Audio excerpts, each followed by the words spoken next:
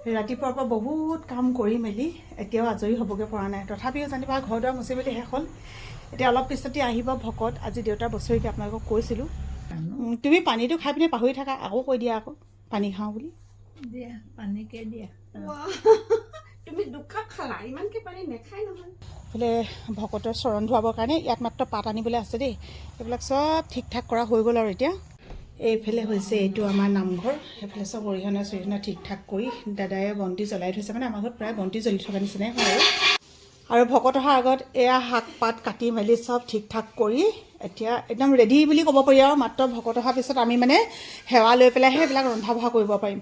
তো সেইকাৰণে চব এতিয়া এনেকৈ ঠিক কৰি থৈছোঁ। আৰু এনেকৈ ঠিক কৰি থ'লে মানে কি হয়, মানে ভকতৰ লগত ধৰক একেলগতে প্ৰাৰ্থনা ভাগ কৰিবলৈ, সেৱা ভাগ কৰিবলৈ তেতিয়া ইমান বেছি হুলস্থুলো নহয় আৰু সময়টো ওলায় ন। যেতিয়া ঘৰটোলৈ সোমাই অহা হয় তেতিয়া প্ৰত্যেকে আহি প্ৰথম আমাৰ দেউতাৰ ফটো কপিয়ে দেখে। আৰু দেউতাৰ ফটোৰ পিছত দেখিব আপোনালোকে আমাৰ এই পৰিয়ালটো, মানে আমি বিয়া হোৱাৰ পিছত এইখিনি তোলা, সেইকাৰণে আমি নাই বাৰু। হ'লেও এই ৰুমটোৰ এইখিনি দেখাৰ লগে লগে কেনেকুৱা যে লাগে নহয়, সঁচাকৈ মানুহবিলাকক যদি ধৰি ৰাখিব পৰা হ'লহেঁতেন। তেওঁ কায়িকভাৱে আমাৰ ওচৰত নথকা আজিৰ দিনটোত 7টা বছৰ সম্পূৰ্ণ হৈছে। দেউতা য'তে আছে তাতে কুশলে থাকক, য'তে আছে তাৰ পৰাই আমাক আশীৰ্বাদ কৰক, যাতে আমি সদায় সত্য পথত থাকি ভালদৰে মিলা প্ৰীতিৰে জীৱনবোৰ পাৰ কৰিব পাৰোঁ। কাৰণ জীৱনবোৰ এনেকুৱাই খন্তেকীয়া, মৃত্যু ইমান সহজ হৈছে যে আজি আছোঁ যেন কালিলৈ নাই। গতিকে প্ৰতিটো ক্ষণ, প্ৰতিটো পল যাতে আমি ভালদৰে কটাব পাৰোঁ, তাতোতকৈ আৰু বেলেগ একো নালাগে। ধন সম্পদ ঐশ্বৰ্য এইবিলাক হৈছে জীয়াই থাকোঁতে জীৱিত কালত আমাক প্ৰয়োজন হয়, কিন্তু মৃত্যুৰ সময়ত যি দেখিছোঁ একো লৈ নাযায়। কেৱল লৈ যাব মানুহৰ ভালপোৱা, মানুহৰ ওচৰত যদি কিবা এটা সন্মান আছে সেই সন্মানখিনি, আন্তৰিকতাখিনি।